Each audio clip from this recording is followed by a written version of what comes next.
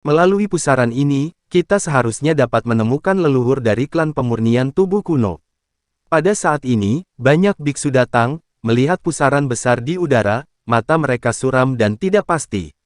Chen Ping sedikit tersenyum, karena pusaran yang mereka temui di awal penuh dengan niat membunuh. Pada saat itu, untuk menemukan saluran yang cocok, 5 elemen secara alami memperlakukan para pembudidaya lepas itu sebagai kelinci percobaan, dan tidak akan mati jika mereka mati. Beberapa orang melihat pusaran yang tiba-tiba sekarang, banyak orang memiliki semacam ketakutan di hati mereka. Kakak Chen, apakah kamu membuat pusaran ini? Lao Sun melihat pusaran itu dan bertanya.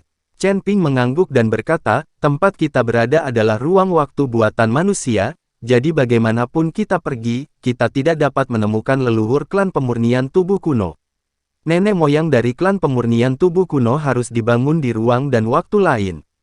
Ketika dia dan adik laki-lakinya mati bersama, sisa-sisa keduanya memasuki ilusi mereka sendiri. Meskipun mereka menghabiskan banyak waktu dalam ilusi untuk bertahun-tahun, mereka masih ada perbedaan. Chen Ping menjelaskan kepada semua orang bahwa Ruo, menurut apa yang kamu katakan, jika kita melewati pusaran ini, kita akan dapat mencapai ilusi nenek moyang klan pemurnian tubuh kuno.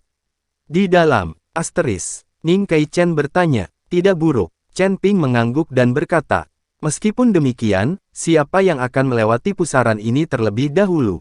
Biar saya coba dulu, jika tidak berhasil, Anda memikirkan cara lain. Pada saat ini, Lao Sun angkat bicara, seseorang harus memimpin. Jika ada niat membunuh lain di pusaran ini, bukankah yang pertama masuk pasti mati? Sebagai seorang cucu lelaki tua yang telah mengikuti Chen Ping dan telah diselamatkan beberapa kali oleh Chen Ping, dia telah menganggap dirinya sebagai keturunan langsung Chen Ping. Jika dia tidak berdiri saat ini, siapa lagi yang bisa dia biarkan memimpin? Tidak, kali ini aku akan pergi dulu. Sejak aku membuat Yutang, aku akan membandingkan situasi di dalam. Kalian semua mengerti. Terlebih lagi, saya tidak merusak perlindungan tubuh emas, dan susunan pembunuhan biasa tidak dapat melakukan apapun terhadap saya. Petik 2. Setelah Chen Ping selesai berbicara, dia bergegas menuju pusaran setelah melihat Chen Ping memasuki pusaran, Lao Sun dan yang lainnya mengikuti dari belakang, dan Ning Kai Chen adalah yang terakhir. Masuk, itu nama yang bagus untuk semua orang berjuang demi kerumunan, tetapi Ning Kai Chen tidak memiliki kepercayaan 100% pada Chen Ping. Jika benar-benar ada bahaya di pusaran, dia akan menjadi yang terakhir masuk, dan dia bisa dihentikan kapan saja. Setelah Chen Ping memasuki pusaran, matanya tiba-tiba kabur, seolah-olah dia telah memasuki ruang waktu. Seperti susunan teleportasi, jika tubuh ditekan dengan kuat, bahkan jika Anda ingin menggunakan indera spiritual Anda untuk menyelidiki. Anda hanya dapat mendengar cahaya putih berkelap-kelip di depan mata Anda, dan angin bersiul di telinga Anda, buka mata Anda. Ketika Chen Ping membuka matanya, dia menemukan bahwa dia berada di ngarai, dan di kedalaman ngarai, sebuah pondok jerami menjulang di sana.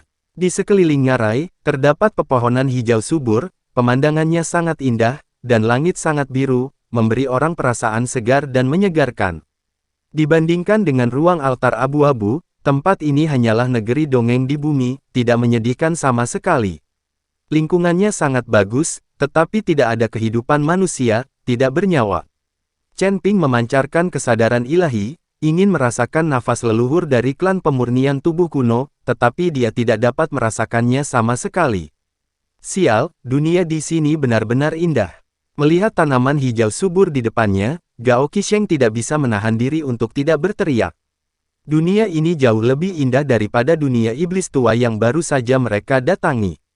Ji Yun melihat pondok jerami tidak jauh dari sana dan berkata, dia tinggal di ujung utara, di mana terdapat es dan salju, dan dia jarang melihat pemandangan yang begitu indah. Biksu yang melewati Lu juga tercengang saat melihat pemandangan di depannya. Tuan Chen, apakah ini pondok jerami yang Anda sebutkan? Itu benar, itu pondok jerami, tapi aku tidak merasakan aura leluhur dari klan pemurnian tubuh kuno, aku tidak tahu apakah itu masih ada di dalam. Setelah Chen Ping selesai berbicara, dia berjalan menuju pondok jerami. Melihat ini, yang lain juga berjalan bersama Chen Ping. Berjalan ke gubuk jerami, Chen Ping melihat perabotan di dalamnya, mereka persis sama, kecuali bahwa semua latihan kuno dan harta karun di dalamnya telah hilang, dan mereka telah masuk ke dalam cincin penyimpanan Chen Ping. Nenek moyang klan pemurnian tubuh kuno terlalu miskin untuk tinggal di pondok jerami semacam ini. Terlalu sederhana. Gao Qisheng melihat perabotan di pondok jerami dan menghela nafas.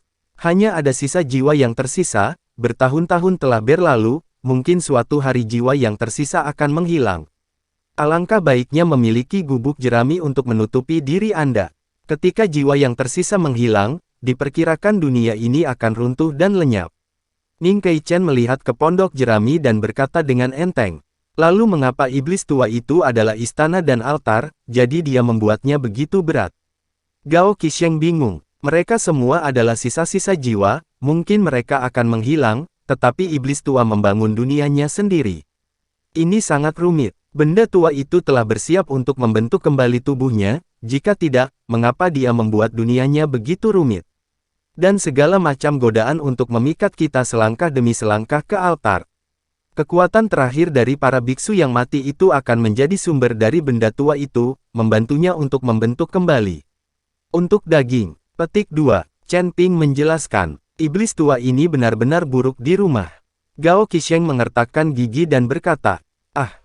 Tiba-tiba, teriakan terdengar di luar pondok jerami, membuat Chen Ping dan yang lainnya terkejut.